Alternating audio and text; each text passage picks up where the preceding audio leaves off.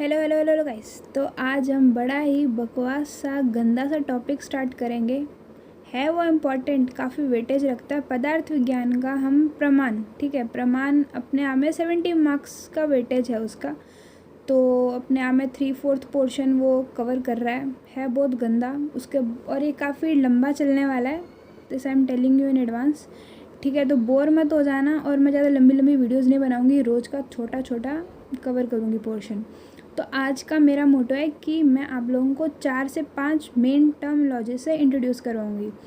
प्रमाण पढ़ने के लिए हमें वो पता होना चाहिए। ठीक है, तो वो टर्मिनोलॉजीज़ के पहले तो नाम सुन लो।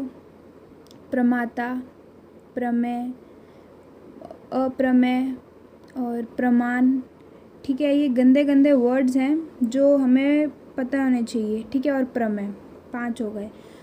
तो प्रमाता आप समझ लीजिए कि हम मतलब जिसको भी नॉलेज गेन करनी है वो हो गया प्रमाता।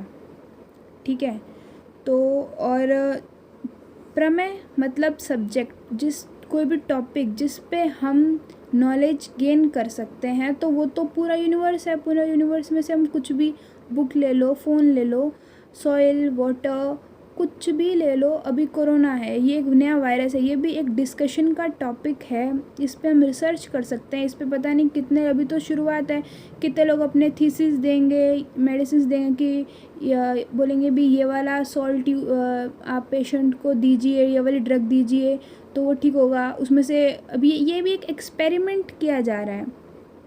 तो चिकित्सा में हम एक्सपेरिमेंट बोलते हैं, लेकिन अभी से प्रमाण की बात हो रही है तो वहाँ पे हम उनको प्रमाण वर्ड यहाँ पे यूज़ करेंगे। प्रमाण मतलब प्रूफ देंगे कि आप, क्योंकि सिम्टम्स मैच, और वो कैसे प्रमाण देंगे कि नहीं इसमें इसको फीवर होगा तो आप उन्होंने शुरू में पैरासीटामोल ट्राई किया, जो भी मतलब कफ कोल्ड में जो मेडिसिन सॉल्ट्स यूज़ होते हैं वो उन लोगों ने दिए क्योंकि सिम्टम्स मैच कर रहे थे। प्रमाण दिए कि हाँ इनके सिम्टम इससे मैच हो रहे हैं, तो वो उन्होंने अप्लाई किया और एक्सपेरिमेंट करा। ठीक है, तो जो कोरोना है ये एक सब्जेक्ट हुआ, एक टॉपिक हुआ।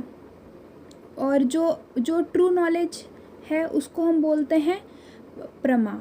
प्रमा मतलब ट्रू नॉलेज। अब उसमें से उन्होंने बोला कि हाँ ठीक है, आई अग्री, इसके सिम्टम्स जो हैं कोल्ड से काफ़ी रिलेटेड हैं, क्योंकि हमने एविडेंस दिए, उसको प्रमाण दिए। कौन से प्रमाण दिए? अभी प्रत्यक्ष मतलब हमने अपनी इंद्रियों से देखा, हमने लाइव देखा कि हाँ, हमने उसको टच करके देखा कि हाँ इसको फीवर है। हमने थर्मोमीटर लगा के देखा कि हाँ उसको फीवर है, उसको कफ हो रहा है, क्योंकि हम देख रहे हैं लाइव, अपनी चक्षु इंद्रियों से देख रहे हैं, प्रत्यक्ष प्रमाण कर रहे हैं ये चीज़। फिर उसके बाद अप्रमेय कि उसमें उन्होंने बोला कि किसी ने बोल दिया कि नहीं जिसको कोरोना है उसको वायरस, उसको कैंसर भी होगा या उसको किडनी डिजीज़ भी होंगी। तो बाद में उन्होंने बोला कि नहीं भाई ऐसा कुछ तो नहीं है, तो ये फॉल्स नॉलेज हुई, अप्रमेय हुआ। तो 5 टर्मिनोलॉजीज़ हैं, तो वो क्या क्या है? प्रमाता, प्रमाता जिसको नॉलेज गेन करनी है। प्रमेय मतलब जो भी डिस्कशन का टॉपिक बन सकता है। प्रमेय मतलब ट्रू नॉलेज। अप्रमेय मतलब फॉल्स नॉलेज। और प्रमाण मतलब एविडेंसेस। ठीक है, तो ये 5 टर्मिनोलॉजीज़ हैं। प्रमाण टॉपिक पढ़ने के लिए हमें ये पता होना चाहिए। ठीक है, अभी इनके हम श्लोक की बात करते हैं, क्योंकि अभी हमें पेपर में सिर्फ ऐसे तो लिख नहीं सकते हैं कि एग्जाम्पल दे दिया वर्ड का तो we will get the marks. हमें उनका श्लोक भी एटलीस्ट एक श्लोक तो लिखना ही पड़ेगा। अभी इसमें बुक में बहुत सारे श्लोक दे रखे हैं, आप जिस पे भी कम मतलब जो भी आपको लिए ईजी रहे आप याद कर लीजिएगा। बट मैं आपको फिर भी एक एक बता देती हूँ। जैसे कि प्रमा का आप याद कर लीजिएगा, यथार्थ अनुभव प्रमा, कि जो हम लाइव हम जो अनुभव कर रहे हैं वो ट्रू नॉलेज है। ठीक है, प्रमा है मतलब जो हम देख रहे हैं कि या वी आर सीइंग कि उसको फीवर हो रहा है, उसको कफ सिम्टम सारे आ रहे हैं, तो मतलब वो ट्रू नॉलेज है, क्योंकि हमने उसको प्रमाण दे दिया। प्रमाण कैसे दिया? अपने प्रत्यक्ष प्रमाण से दिया। ठीक है, लाइव हमने अपने सेंस ऑर्गन से उनको एनालिसिस करा कि ये सिम्टम्स आ रहे हैं, तो मतलब हाँ ये ट्रू नॉलेज है, प्रमा है। अप्रमा फॉल्स नॉलेज, तो उसमें आप ऐसे लिख देंगे अयथार्थ अनुभव प्रमा, कि जिसका हम प्रूफ नहीं देख पा रहे हैं, दे पा रहे कि हाँ ये वैलिड है ये डाटा, तो वो अप्रमा हुआ। फिर उसके बाद प्रमेय। प्रमेय मैंने क्या बोला था, रिसर्चेबल टॉपिक, डिस्कशन, जिस टॉपिक पर डिस्कशन की जा सके। तो उसके लिए हम श्लोक याद करेंगे, यो अर्थ प्रमीयते तत्प्रमेयम, मतलब जिस विषय का प्रमाणों के द्वारा अनुभव किया जाता है उसे प्रमेय कहते हैं। ठीक है, ये भी आपको समझ में आ गया। अब यहाँ पे जो है प्रमाण का एक श्लोक है कि यथार्थ अनुभव प्रमा, ये तो हमें प्रमा के लिए यूज़ कर दिया। उसके बाद आया है कि तत्साधनम च प्रमाणम, और जो जिस साधन से हम इसको प्रूव कर रहे हैं, मतलब इसका जो साधन है वो क्या है, प्रमाण। ठीक है, अभी हम कैसे प्रूव कर रहे हैं कि हमारा जो डाटा है ये सही है, वो हम प्रमाण दे रहे हैं। प्रमाण अलग अलग आचार्यों ने अलग अलग बताए हैं भी, कोई बोल रहा है 3 होते हैं, कोई बोल रहा है 4 होते हैं, कोई कितने बता रहा है, कोई कितने बता रहा है। बट हम अभी आयुर्वेद हैं, चिकित्सा की दृष्टि से 3 तो बहुत ज़्यादा इम्पोर्टेंट होते हैं कि एक तो अनुमान प्रमाण, प्रत्यक्ष प्रमाण, युक्ति प्रमाण। ये तो मतलब बहुत ज़्यादा इम्पोर्टेंट होता है कि इनके बगैर तो हम चिकित्सा कर ही नहीं सकते। और ऐसा नहीं है कि सिर्फ एक प्रमाण होगा तो हम चिकित्सा कर पाएंगे, नहीं, ये मिलके कोलैबोरेटिव वे में हमें मतलब चिकित्सा करने में हेल्प करते हैं। ठीक है, तो प्रमाण के लिए आप ये वाला श्लोक याद कर लीजिएगा। फिर उसके बाद जो न्याय दर्शन है ना, उसने प्रमेय के 12 संख्या बताई है। ये आप श्लोक हो सके तो द बेस्ट है, याद कर लीजिए, नहीं तो हिंदी में तो आप मतलब ये जो 12 नाम है ये तो आप कंफर्म याद रखिएगा कि आत्मा, शरीर, इंद्रिय, अर्थ, बुद्धि, मन, प्रवृत्ति, दोष, प्रत्यय भाव। प्रत्यय भाव मतलब मृत्यु। उन्होंने बोला कि कौन कौन से टॉपिक हैं जिन पे हम रिसर्च कर सकते हैं। तो ये 12 वर्ड्स बोल के ना सारे मतलब सब टॉपिक्स को कवर कर लेते हैं। फल, फल मतलब रिजल्ट। ठीक है, कि आपने कोई भी काम किया तो उसको अच्छा फल मिल रहा है कि बुरा फल, फ्रूट वाला फल नहीं समझ लेना है इसको। दुख और अपवर्ग, अपवर्ग मतलब मोक्ष। मोक्ष क्या है कि आपका बार बार आप रीबॉर्न हो रहा है, तो मतलब आपको मोक्ष नहीं मिल रहा है, क्योंकि अभी भी आपने अपने जो भी आपके कर्म हैं, अच्छे कर्म हैं या बुरे कर्म हैं, आपने वो भोगे नहीं हैं। इसीलिए आपका पुनर्जन्म बार बार जन्म होता रहता है। और मोक्ष क्या है कि फाइनली इसके बाद आपका दोबारा बॉर्न नहीं होगा। ठीक है, आपकी जो जीवात्मा है वो परमात्मा में जाके फाइनली मिल जाएगी, क्योंकि बार बार जीवात्मा तो एक ही रहती है। जब भी आपको न्यू बॉर्न, आपको जब भी आप रीबॉर्न हो रहे हैं, तो वो आत्मा जस्ट बस अपना जो भी वो स्थूल शरीर है वो चेंज करती है।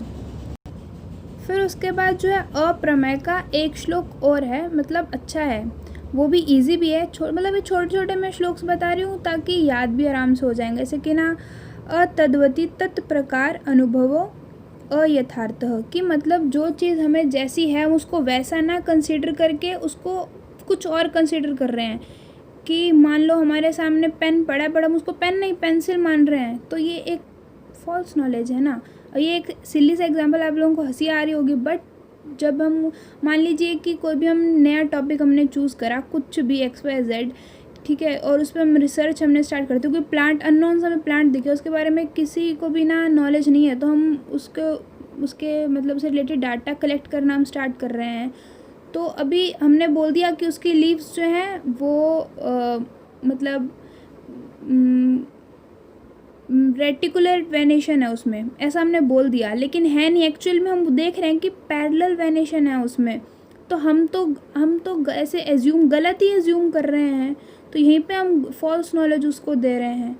ठीक है, ये एग्जांपल आप क्लियर हो रहा है। या आप बोल दो कि ना, आप हो तो आपको बुखार रहा है, बट आपको कोई किडनी फेल जिसका हो जाता है ना, वाटर पिल्स आपको कोई दे रहा है, तो वो गलत है ना। आपको अप्रमेय, उसको नॉलेज ही नहीं है कि फीवर में क्या सिम्टम्स होते हैं और हमें वाटर पिल कब देनी होती है, लेकिन आपको फीवर में वाटर पिल दे रहा है, तो वो गलत है ना। तो ये भी अप्रमेय हुआ, क्योंकि उसने गलत डाटा फैच आउट करा। ठीक है, गलत एनालिसिस करा, गलत ट्रीटमेंट दे रहा है आपको। फिर एक टर्मोलॉजीज और है स्मृति।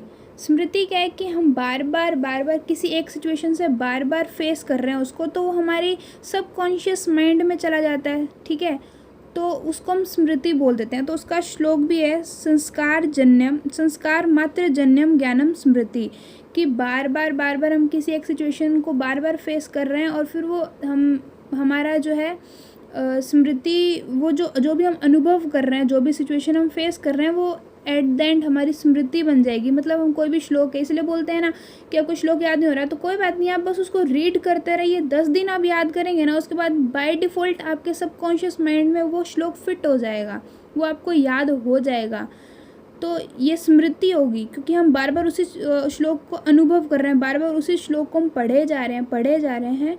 तो एक टाइम एक सिचुएशन ऐसी आएगी कि जो मतलब अल्प बुद्धि वाला भी है ना, उसके दिमाग में भी वो फिट होगा ही वो श्लोक बाय डिफ़ॉल्ट। हाँ, ऐसा है कि टाइम ड्यूरेशन डिफरेंस हो सकता है कि किसी को बहुत जल्दी ग्रैब कर सकता है कोई डाटा, कोई बहुत टाइम लेके ग्रैब करता है डाटा, ठीक है। फिर उसके बाद स्मृति के प्रकार भी हैं, एक तो प्रमाजन्य यथार्थ और अप्रमाजन्य अयथार्थ, ठीक है। ये आप, और फिर उसके बाद जो है एक श्लोक और है जिसमें ये महर्षि चरक ने स्मृति के 8 कारण बताए हैं इस श्लोक में। तो वो श्लोक आप लोगों को याद करना है, ठीक है। तो वो श्लोक क्या है कि जिसमें 8 कारण बताए हैं, मतलब स्मृति आपको किन किन कारणों से बार बार आती है। तो वो ये है, वक्ष्यन्ते कारण अष्टो स्मृतिर रूप जायते निमित्त रूप ग्रहणा सादृश्या सविपर्यात सत्वानुबंधाद अभ्यासज ज्ञान योगात पुनः श्रुतात। तो ये 8 वर्ड क्या क्या है। एक तो निमित्त कारण ज्ञान, कि मान लीजिए आपने ना घड़ा देखा तो उससे आपको कुम्हार की याद आ गई, या फिर आपने मतलब कोई बहुत अच्छा गा रहा है तो आपको एकदम से स्ट्राइक होगा कि हाँ मतलब मेरा एक फ्रेंड है या मेरा कोई कज़न है वो भी इसी की तरह बहुत अच्छा गाता है, ठीक है। तो निमित्त का क्या मतलब होता है कि जिसकी सत्ता हो पर उसको कोई कारण ना हो। वैसे आपको याद है हमने पहले भी ये वर्ड निमित्त बहुत जगह आता है, ठीक है। फिर रूप ग्रहणात, कि ना मान लो कि वन में हमने नील गाय जो है वो गाय के सदृश होती है, लेकिन हमने नील गाय मान लो कभी नहीं देखी, और गाय तो हमने देखी है लेकिन हमें ये पता है कि हाँ जो नील गाय है वो गाय की तरह काफ़ी हद तक दिखती है। तो जब भी ऐसे हम फॉरेस्ट में गए या कहीं भी गए, हमने उसको मतलब हमें एकदम से नील गाय दिख गई तो हम ना गैस आउट लगा पाएंगे कि हाँ मैंने पढ़ा था कहीं पे कि जो नील गाय है वो गाय की तरह दिखती है। तो ये रूप, क्योंकि उसने उसका रूप ग्रहण कर रखा है, रूप ग्रहणात।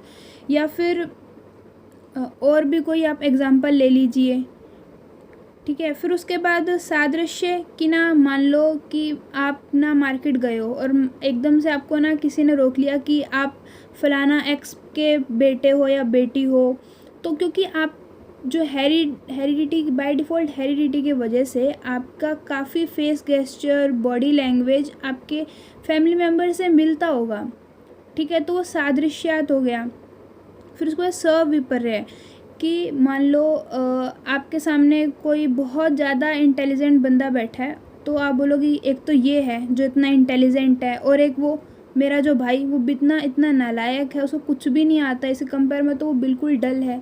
या आपके सामने बहुत कोई सुंदर सी बंदी बैठी है, ठीक है, कोई लड़की बैठी है, और आप बोलो कि एक तो ये देखो कितनी सुंदर है ये दिखने में, और एक वो इतनी काली है मेरी जो फ्रेंड है। तो आप ऐसे आपने ओपोजिट जो है उसके जो गुण हैं या जो भी कुछ आप मान लीजिए उसके हमने कंपेयर करा और हमें एकदम से किसी की स्मृति आई, किसी की याद आ गई, ठीक है। तो ये भी कारण हुए। फिर उसके बाद सत्वानुबंध, कि ना जैसे कि आप मन में बार बार ना किसी विषय को मतलब बार बार आपका मन का किसी न किसी विषय के साथ सहयोग हो रहा है। कि जैसे ओल्ड एज में बार बार क्या होता है कि आप भगवान की आरती वगैरह और माला पढ़ना ये सब बार बार हम करते हैं, क्यों तो वो बार बार अपने मन को किसी एक स्पेसिफिक टॉपिक से बार बार हम ज्वाइन कर रहे हैं, ठीक है।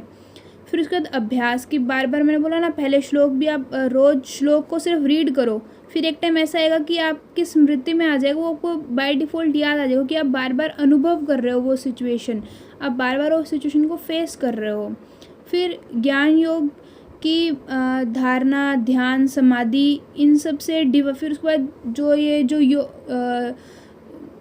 सिद्ध पुरुष होते हैं, आप्त पुरुष होते हैं, वो अपनी डिवाइन आइज से यही बता देते हैं कि पास्ट में क्या हुआ था, फ्यूचर में क्या होगा आपके साथ, अभी नेक्स्ट ही पल में आपके साथ क्या मूवमेंट, नेक्स्ट मूवमेंट आपके साथ क्या होगा, वो आप अपनी डिवाइन आई से आपको बता सकते हैं, क्योंकि उन्होंने बहुत ज़्यादा समाधि और धारणा, ध्यान लगाया है, ठीक है। और फिर पुनः सुनने से, मतलब मान लो कि आप श्लोक सुना रहे हो, एकदम से आप अटक गए, इतने में साइड से आपका कोई फ्रेंड है, वो एक वर्ड बोल देगा, तो आपको एकदम से स्ट्राइक हो जाएगा कि हाँ ये श्लोक, फिर आपको याद आ जाएगा कि हाँ इसके आगे ये वर्ड्स आएंगे। तो ऐसा अब अक्सर हम लोग करते हैं यार, मैं भी बहुत करती हूँ, आप लोगों ने भी किया होगा, हर कोई करता है ये सब, ठीक है। तो 8 कारण हैं स्मृति के। और भ्रांति मतलब कि आपको दूर से ना ऐसे कोई छड़ी पड़ी है, ठीक है, लेकिन आपको लग रहा है कि वो सांप है, तो ये इल्यूज़न जो है, मिराज, ठीक है, ये क्या है, ये भ्रांति है, ठीक है, इसको भ्रांति बोलते हैं। और अगर ऐसे बोलते हैं कि ना कि सीप को चांदी समझना, ठीक है। फिर उसके बाद एक और है टॉपिक, मतलब एक श्लोक है कि द्विविधमेव खलु सर्व सच असच तस्य चतुर्विद्या परीक्षा आप्तोपदेश प्रत्यक्षम अनुमानम युक्तिश्चेति, ठीक है, युक्तिश्च इति।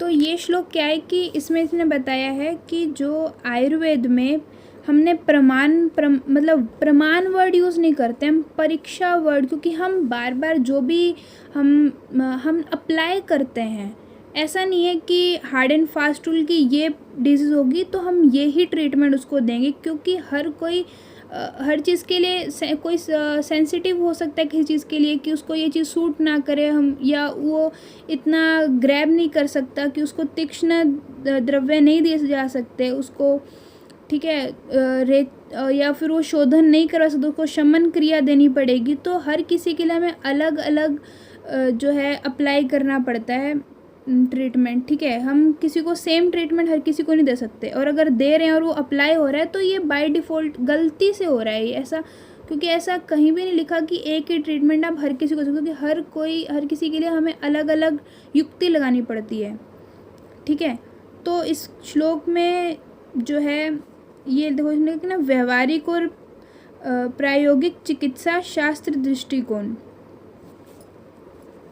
हाँ, तो कुल मिला के ये श्लोक में यही बता रहे हैं कि हमने मतलब जो आयुर्वेद में इन्होंने प्रमाण वर्ड यूज़ नहीं करा है, परीक्षा वर्ड यूज़ किया है। क्यों किया है? क्योंकि व्यवहारिक और प्रायोगिक चिकित्सा शास्त्रीय दृष्टिकोण के कारण, ठीक है। क्योंकि हमने जैसे कि युक्ति है, युक्ति मतलब कि रीज़न, एक्सपेरिमेंट करना, ठीक है। प्रत्यक्ष मतलब जो डायरेक्ट हम ऑब्जर्व कर रहे हैं इंद्रियों से। आप तो जो मतलब सिद्ध पुरुषों ने जो हमें ज्ञान दिए है, ठीक है, तो ये सब मिलके हम इन सब को यूज़ करके चिकित्सा करते हैं, और हम बार बार एक्सपेरिमेंट कर रहे हैं, परीक्षा करते हैं, हम प्रमाण नहीं देते हैं किसी को भी, ठीक है।